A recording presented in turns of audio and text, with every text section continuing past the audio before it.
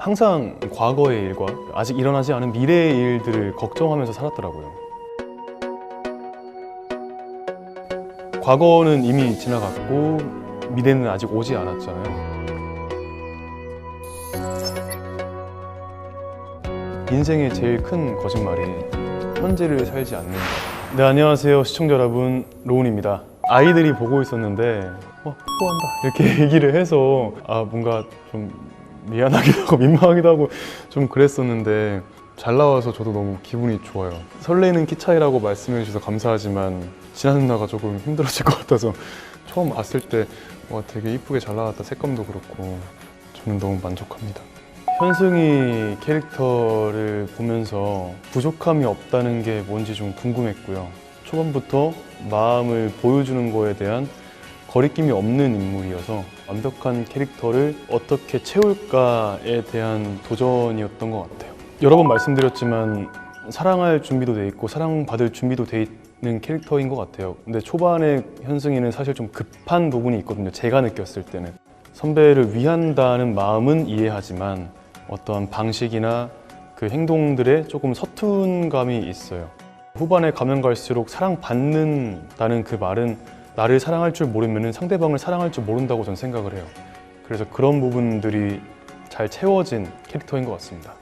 드라마가 주는 메시지 중에 하나일 것 같아요. 사실 사랑에 빠진다는 그 과정이 되게 특별해 보이잖아요. 뭔가 한눈에 뿅 이런 판타지적인 요소가 분명히 있을 거다. 물론 그런 사람도 있겠지만 사소한 배려나 성격이나 인성이 보여지는 부분에서 사랑에 빠질 수도 있겠다. 잘 자랐다는 게 내면을 볼 줄 안다고 전 이해하고 있거든요. 그래서 송하의 그런 직업에 대한 애티튜드나 새로운 사람 만났을 때 태도가 송하 선배한테 관심이 갔고 그 정도는 책임지고 싶다는 마음이 드는 게 현승이의 보통 말하는 그런 직진인 것 같아요. 사랑은 되게 소중한 거라고 저는 생각을 해요. 어려워 보이지만 꼭 느꼈으면 하는 감정이라고 저는 생각을 하거든요. 만남과 헤어짐에 있어서 상처받기 두려워서 새로운 인연을 만나지 못한다는 게 조금 아쉬웠던 것 같아요. 나랑 어울리지 않는 립스틱을 지우고 나랑 맞지 않는 이성을 만났을 때 헤어짐을 하는 게 어렵지가 않다, 그런 얘기를 해주고 있는 것 같아요.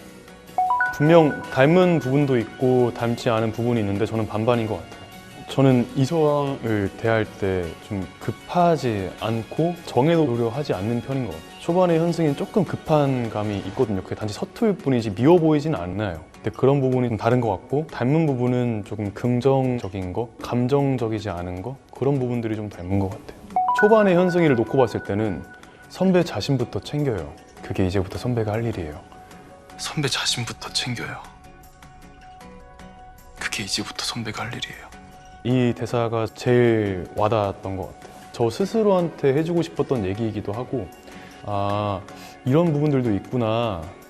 약간 인간 김서구한테도 많이 도움이 된 캐릭터인 것 같아요. 선배 자신부터 챙겨요. 그게 제일 좋았던 것 같습니다. 진아 누나는 되게 열려있는 사람이고 이끌어주고 있는 선배인 것 같아요. 같이 나누면서 도움을 좀 많이 줬고 현장에서도 또 새로운 거를 좀 만들어봐주는 최고의 동료인 것 같습니다. 첫 만남 학교에서 만났을 때 그거인 것 같고, 두 번째는 하라에서 송하의 상처를 이게 맞는 길이다 라고 믿었을 때와 현승이도 자기 마음을 얘기했을 때 다른 사람이었으면 안 그런다, 겪어봤다 이렇게 얘기했을 때 사실 저도 그 하라의 장면이 되게 폭력적이라고 생각을 했거든요. 사람 김서구가 느꼈을 때는 진짜 이게 맞는 건가. 근데 또 현승이 입장에서는 선과 악이 분명해서 분명히 고민도 했고 마지막에 계속 송하한테 뭔가 조금 틱틱대기도 하고 먼저 좀 급한 부분들을 한 번에 쫙 설명해주는 장면이어서 사랑이라는 감정보다는 동경, 좀 지켜주고 싶은 그런 씬인 것 같습니다. 일단 현욱이 형은 전에 전작을 재밌게 봐서 멋있다라고 생각을 하고 인터뷰도 좀 찾아봤던 선배예요. 4명이서 대볼리딩을 한 적이 있는데 그때 먼저 가서 팬이라고 인터뷰 다 챙겨봤다고 이렇게 얘기한 기억도 있고, 주빈 누나는 어렸을 때 알고 지내는 그냥 누나여서 언제 한번 작품을 같이 하면 좋겠다 이렇게 했었는데 같이 하게 돼서 되게 신기해했고, 사실 그 두 분도 저한테 도움을 되게 많이 줬어요. 현욱이 형 같은 경우에는 작품 들어가기 전에 이런저런 얘기도 하고 연기적인 부분들을, 고민들을 많이 들어주기도 하고, 주빈 누나는 너니까 괜찮은 거라고 자신감도 심어주고, 워낙 저 어렸을 때 봤던 누나여서 성격을 잘 알아서 너랑은 이런 부분이 좀 다른 것 같지만 이런 부분이 매력이 될 수도 있을 것 같아. 저한테 자신감을 많이 실어 넣어준 선배들인 것 같아요. 현승이를 만나서 막 여러 책을 읽고 영화도 보고 막 드라마도 보고 하면서 큰 깨달음을 얻은 게 있는데, 항상 과거의 일과 아직 일어나지 않은 미래의 일들을 걱정하면서 살았더라고요. 정말 가슴을 울렸던 말이 있는데, 인생의 제일 큰 거짓말이 현재를 살지 않는 것. 삶은 스포트라이트가 비춰진 것처럼 그렇게 걸어가야 된다고 하더라고요. 과거는 이미 지나갔고 미래는 아직 오지 않았잖아요.